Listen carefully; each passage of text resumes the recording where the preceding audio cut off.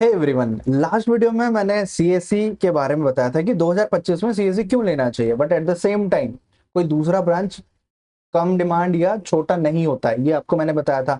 अब बात करेंगे कि ईसीई क्यों 2025 में इंपॉर्टेंट है। ठीक है, सब्जेक्ट्स के बारे में बात करेंगे। आप आने वाले वीडियोस में, पुराने वीडियोस में कवर कर रखा है 4 साल में क्या सब्जेक्ट्स होते हैं और फर्स्ट ईयर में स्पेशली क्या सब्जेक्ट्स होते हैं, बट फर्स्ट ईयर में तो कॉमन रहता है, इसलिए 4 साल कवर करना बेहतर रहेगा। बट शुरू करते हैं इसी के बारे में। आई एम वेरी इंटरेस्टेड क्योंकि सीएस लोग बोल रहे थे हम ही तो सबसे बड़े डॉन है, सीएससी ही लेना चाहिए, बाकी सब ब्रांच बेकार है। ऐसा नहीं है, वरना तो फिर सारे ब्रांच बंद कर देने चाहिए। सिविल इंजीनियरिंग को नहीं रखना चाहिए, बिल्डिंग वगैरह रोड्स वगैरह नहीं बनने चाहिए।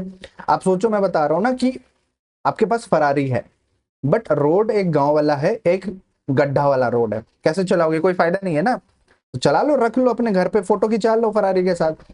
तो इसीलिए अगर फरारी है तो रोड भी चाहिए आपको फरारी वाला। तो इसीलिए अगर आपके पास कंप्यूटर साइंस, टेक्नोलॉजी, कोडिंग ये सब है, एट द सेम टाइम दूसरे ब्रांच का सपोर्ट चाहिए आप उसको एग्जीक्यूट करने के लिए, वरना फिर कोई काम का नहीं है। The backbone of IoT and smart technologies. इसका क्या मतलब है? देखो, स्मार्ट टेक्नोलॉजीज, मैं वॉच पहना हूँ, कोडिंग हुआ है, बट हार्डवेयर रहेगा ही नहीं, इसमें इंटीग्रेट रहेगा ही नहीं, चिप्स वगैरह रहेगा नहीं, काम कैसे करेगा? Internet of things, smart home automation. आप नॉर्मल सर्च करना, 10 साल पुराना या 20 साल, 15 साल पुराना एक यूट्यूब पे वीडियो मिलेगा। वहां पे कितने स्मार्ट तरीके से वहां पे दिखाया गया है कि घर पे आप नहीं रहते हो, बाहर चले जाते हो, घर के अंदर एसी ऑन है तो ऑटोमेटिक एसी बंद हो जाएगा फोन से। अगर आप घर आ रहे हो, आसपास पहुंच गए हो, जो गाड़ी का गैरेज का जो सॉरी गराज का जो शटर होता है ना, वो ऑटोमेटिक ओपन हो जाएगा। फिर security, alarm detection, threat detection, ये सभी है इंटरनेट ऑफ थिंग्स, आपस में जुड़े हुए हैं। फ्रिज में कोई सामान खत्म हो रहा है, आपको रिमाइंडर आ जाएगी अंडे खत्म हो गए, नए अंडे ले आओ। ज्यादा कोई गर्म हो गया, पानी गर्म हो गया, वहां पे अलार्म बच जाएगा। तो इंटरनेट ऑफ थिंग्स टेक्नोलॉजी है, बट बिना हार्डवेयर का कुछ नहीं। वहां पे electronics and communication engineering, like जब भी कम्युनिकेशन की बात आती है, it always like very important. Electronic communication, electrical पे भी आएंगे, और जो दूसरे ब्रांच है, मैकेनिकल ब्रांच है, उस पे भी आएंगे। So we will cover those points, okay, no problem. Now coming to EC. अब ईसी में क्या है, जो लोग इंटरेस्ट रखते हैं या फिर जिन लोगों को ऐसा है कि सेंसर्स में इंटरेस्ट है, मैं वहां पे बताया कंप्यूटर साइंस किनको लेना चाहिए, अभी ईसी किन्हें लेना चाहिए? जिनको सेंसर्स में इंटरेस्ट है, माइक्रो कंट्रोलर्स, कम्युनिकेशन मॉड्यूल जैसे वाईफाई, ब्लूटूथ, 5G, और एम्बेडेड सिस्टम्स, ठीक है, एम्बेडेड सिस्टम्स को डिजाइन करने में, उनके स्ट्रक्चर में डेवलप करने में इंटरेस्ट है, तो उनके लिए इसी बहुत इंपॉर्टेंट है। ठीक है, स्मार्ट टेक्नोलॉजी में यही सारे डिवाइसेस आते हैं। कमिंग टू लाइक इस फील्ड में नेक्स्ट पॉइंट की बात करते हैं directly, that is high demand, है ना? यही था ना सेकंड पॉइंट? शायद, एक सेकंड ना, पॉइंट यही था, high demand in communication and connectivity. This is very important. अभी 5G टेक्नोलॉजी, 6G, ठीक है, 6G नेटवर्क्स रोल आउट होना, मतलब इवैल्यूएशन अभी चल रहा है 6G।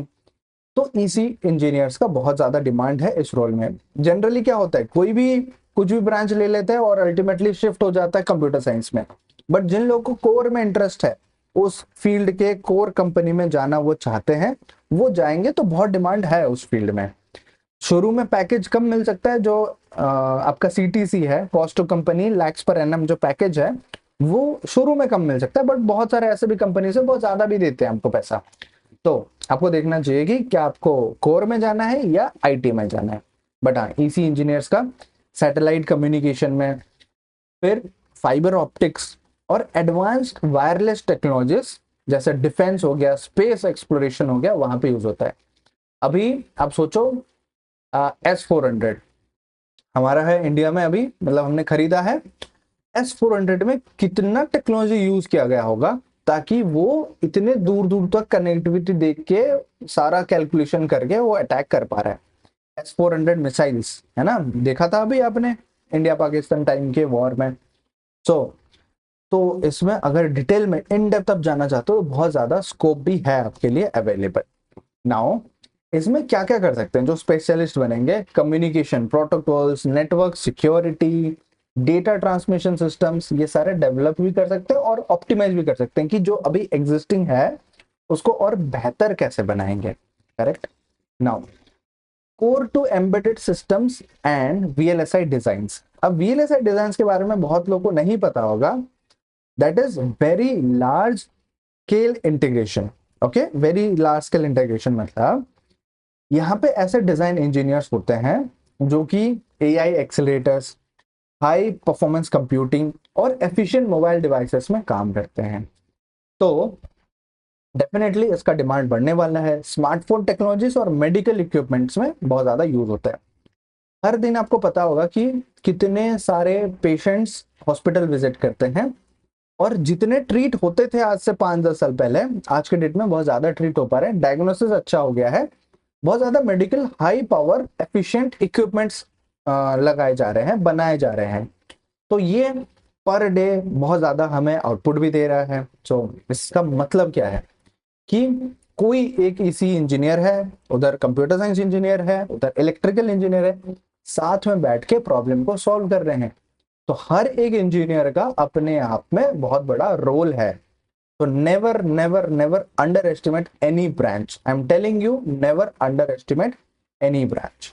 नाउ ये एरिया में hardware design, firmware development, system integration और टेस्टिंग जैसे रोल्स ऑफर करता है, जो आप इसी फील्ड में जाओगे कोर में। तो next next point is convergence with AI, robotics and automation. आपने शायद देखा होगा, देखो यूएस में तो बहुत ज्यादा यहाँ पे ये सब चीज में टेस्टिंग होता है। At the same time China के भी अगर आप वीडियोस वगैरह देखियो, मुझे पता नहीं उसमें कॉपीराइट आ सकता है नहीं आ सकता, इसलिए मैं वीडियो नहीं लगा रहा हूँ, बट मैं बता देना चाहूंगा चाइना में बहुत सारे ऑटोमेशन रोबोट्स हैं। यूएस में ऑलरेडी है। आप इलॉन मस्क का ही देख लो, उसका टेस्ला का बहुत सारे अभी रोबोट्स अभी रिलीज होने वाले हैं। और आप होम ऑटोमेशन रोबोट्स आप सर्च कर लेना यूट्यूब में, ट्यूटोरियल देखो। मैं तो फ्री टाइम में बैठ के एंजॉय करता हूँ, देखते रहता हूँ। आप लोगों भी रेकमेंड कर रहा हूँ होम ऑटोमेशन रोबोट्स, जो कि आपका कपड़े धोने से लेके, खाना बनाने से लेके, पेड़ पौधों को पानी देने से लेके, आपका इवन दाढ़ी भी ट्रिम कर देता है ट्रिमर लेके। फिर आप सोते हो तो बेडशीट भी आपको ओढ़ देगा, और जब उठोगे तो फिर बेडशीट को आराम से ठीक भी कर देगा। आप जो ओढ़ के सोए होगे ब्लैंकेट को फोल्ड भी करेगा, आपका क्लीनिंग भी करेगा, कुकिंग तो मैंने बताया, सामान को अच्छे से सही से रखेगा। तो ये सारे रोबोट्स अभी आ गए हैं, ये काम कर रहे हैं। अभी स्लो हैं, बहुत ज्यादा कॉस्टली हैं, बट विथ टाइम जब तक इंडिया आएंगे, अभी 25 लाख 30 लाख 32 लाख में वो रोबोट्स अवेलेबल हैं। आपने एक देखा होगा, एक रोबोट मतलब ऐसे गोल सर्कल जैसा रहता है, वो होम क्लीनिंग करता है। 1-1.5 लाख रुपए का आता है, 2 लाख का आता है। वो होम क्लीनिंग करता है, सस्ते वाले मॉडल्स भी हैं उसके।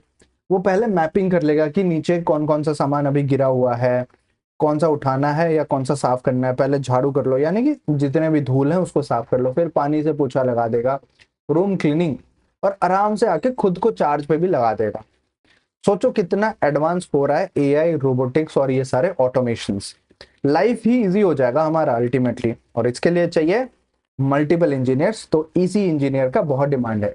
सोचो अगर आप ये सब चीज में इंटरेस्ट रखते हो, अपने आप में कितनी बड़ी बात है, आप कितना आगे जाओगे। ये सब चीज का मैं आइडिया बता रहा हूँ आपको कि टेक्नोलॉजी चल रहा है अभी। जो भी चीज मैं बता रहा हूँ हवा में बिल्कुल नहीं बता रही हूँ, just go Google it. Google करोगे, यूट्यूब करोगे, ट्विटर करोगे, आपको वीडियो मिल जाएंगे इसके लाइव। किसी दिन आऊंगा मैं लाइव सेशन, या फिर ऐसे ही वो वीडियो लेके आऊंगा, देखता हूँ मैं कॉपीराइट आता है नहीं आता है, तो मैं वो वीडियो दिखाऊंगा आपको लाइव में, या फिर लाइव में दिखा के मैं डिलीट कर दूंगा तुरंत। But I want you to know कि इतने सारे टेक्नोलॉजीज एग्जिस्ट करते हैं और आगे इसका डिमांड बढ़ने वाला है। आपके माइंड में कोई प्रॉब्लम है, कोई ना कोई उसके सॉल्यूशन में काम कर रहा है, ऐसे सोचो आप। नेक्स्ट, सो ये जो फाइनल पॉइंट रहेगा that is diverse career paths and research opportunities. अगर कोई चाहता है कि रिसर्च फील्ड में जाए, वो रिसर्च भी कर सकता है। टेलीकम्युनिकेशन में, एरोस्पेस में, डिफेंस में, कंज्यूमर इलेक्ट्रॉनिक्स में, ऑटोमोटिव में, हेल्थ केयर में, आईटी कंसल्टेंट में, ये सभी इंडस्ट्री एक ईसी इंजीनियरिंग के लिए ओपन है।